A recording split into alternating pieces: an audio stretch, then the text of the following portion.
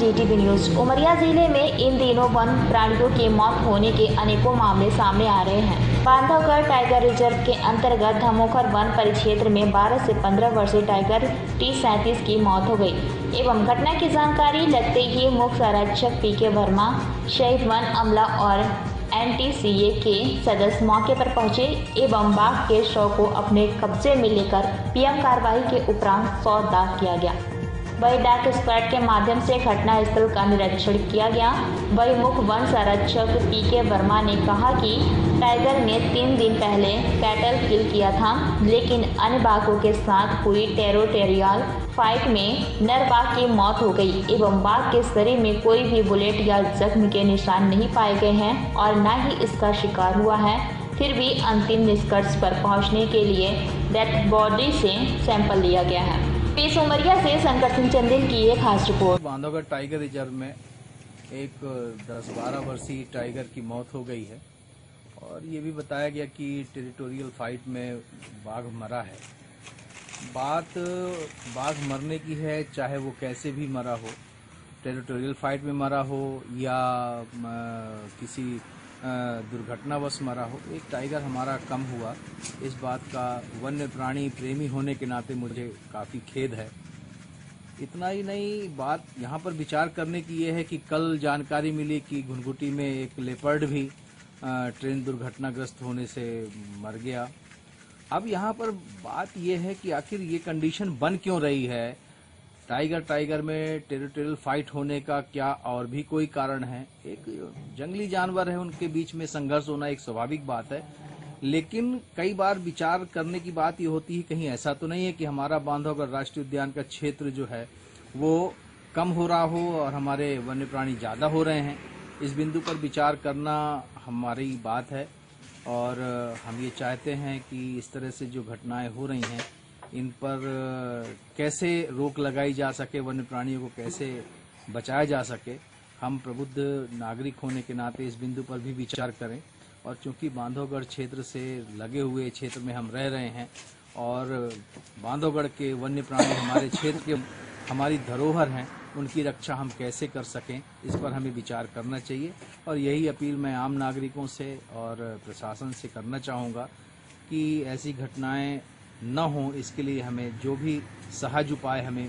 उमरिया जिला जो है मुख्यतः नेशनल पार्क बांधवगढ़ से ख्याति प्राप्त जिला है और यहाँ शासन, WHO और दुनिया भर के जो वाइल्ड लाइफ के लोग हैं अरबों खरबों रुपये प्रतिवर्ष देते हैं और उनका एक बात उद्देश्य रहता है कि जो वन प्राणी है, खासकर जो कि विलुप्त वाली जैसे टाइगर है, भालू है, बारहसिंगा है, ये सब लोगों की सुरक्षा की जाए। परंतु कई वर्षों से देखने को ये मिल रहा है कि चाहे भालू हो, चीतल हो, शेर हो, तेंदुआ हो, वो ऐसी जगहों में मरे पाए जाते हैं जहां पर कि किसी भी प्रकार से किसी का हस्तक्षेप नहीं है, न वन का हस्तक्षेप है, न आम आदमी होगा। और ज्यादातर देखने को ये मिला है कि जैसे पाली में मरा पाया गया, इधर चंदिया बीट में पाया गया मरा हुआ, इस प्रकार से रायपुर के पास पाया गया तेंदुआ थे, भालू थे। ये ऐसे जानवर वन क्षेत्र के आसपास या वन क्षेत्र के अंदर मरे हुए पाए गए। अभी आज ही पता चला है कि ये ताला के अंदर एक शेर जो है उसकी मृत्यु हो गई है। ये जितनी भी वन प्राणियों की मृत्यु होती है, कहीं न कहीं वन विभाग उन मृत्युओं के पीछे कटघरे में खड़ा हुआ है। इतना पैसा मिलने के बाद, इतना मैन पावर होने के बाद, इतना वन सुरक्षा कर्मी होने के बाद, इतना कॉलर ID जो उनके गलों में लगाया जाता है शेरों के, उसके सब होने के बाद मृत्यु हो रही, तो कहीं न कहीं वन विभाग की फेलियर है। और हम ऐसा मानते हैं कि ये जो पैसा है जो आता है ऊपर से, चाहे केंद्र सरकार दे, चाहे वाइल्ड लाइफ दे या बहुत सारे NGO देते हैं या मध्य प्रदेश सरकार देती है, इसका ये लोग भ्रष्टाचार करते हैं। वन प्राणी की सुरक्षा के लिए कोई भी सकारात्मक प्रबंध नहीं करते। जो अभी आज पता चला कि एक शेर की मृत्यु हो गई है, निश्चित रूप से मैं ये कहता हूं कि इसमें इस बांधवगढ़ नेशनल पार्क में जितने भी मृत्यु हुई है उनके लिए एक जांच कमेटी बनाई जाए और जो उसमें एक रिटायर्ड जज को रखा जाए और ऐसे लोगों को रखा जाए जो वन प्राणी से संबंधित हो और कमेटी बना के देखी जाए आखिर चूक कहाँ पे होती है। यदि चूक होती तो जितने भी इसमें वन विभाग के अधिकारी हैं चाहे वाइल्ड लाइफ वाले हों, चाहे रेगुलर के हों, चाहे कॉर्पोरेशन के जो लोग भी हों, उनके विरुद्ध सख्त से सख्त कार्रवाई हो और वन प्राणियों की शेर, चित्तल, भालू और बारहसिंगा और जिनकी मृत्यु हो रही है इस पर तत्काल रोक लगाई जाए। हम शासन प्रशासन से मांग करते हैं और जो मृत्यु हुई है बाघ की, इसकी जांच की भी मांग करते हैं। धमोखा रेंज है, पटासी एरिया, PF 145 में नर बाघ है। ये P37 इसका कोड है। ये जब सुबह सूचना मिली उसका चेक किया गया, जिसमें पाया गया कि ये एक किल पहले है, उसी किल के चक्कर में दूसरा टाइगर भी यहाँ आया है, क्योंकि सुबह चौकीदारों का जो सूचना है कि वो दूसरा टाइगर भी भागते दिखाया गया है सुबह देखने पर। तो उस टाइगर की आपस में टेरिटोरियल फाइट है और उस पर इस टाइगर के यहाँ पर चोट भी है काफ़ी, तो उससे निश्चित उसका जो मुंह उस पर मारा होगा, उसने पकड़ा होगा, जिसके कारण इसकी डेथ हुई है।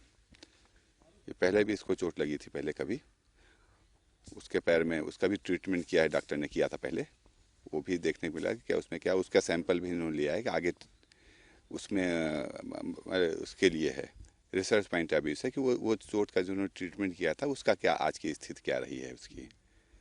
बेसिकली ये टेरिटोरियल फाइट की या दो टाइगर के बीच की लड़ाई का मामला बनता है। फिर भी सैंपल ले लिया है, सैंपल चेक करने के बाद फाइनल निर्णय दिया सकता है। दूसरा टाइगर सर कौन है जो जिसके साथ इसकी फाइट हुई है? अब वो नहीं, वो यहाँ से भाग गया है वो, क्योंकि नीचे चौकीदार देखने भागते हैं, भाग गया, ये आइडेंटिफाई नहीं हो पाया। इसका नंबर मालूम था, हमें बताया है, इसलिए P37 है इसका। दूसरे टाइगर को भी चोट लगी होगी निश्चित रूप से। वो यदि होता तो भागता नहीं वो, ये कमजोर, ये इसका ये एज जो है 12-15 साल है, ये निश्चित से एज ज़्यादा है इसकी, वो यंग एज रहा होगा, इसलिए उसको चोट नहीं लगी है, ये घायल हुआ।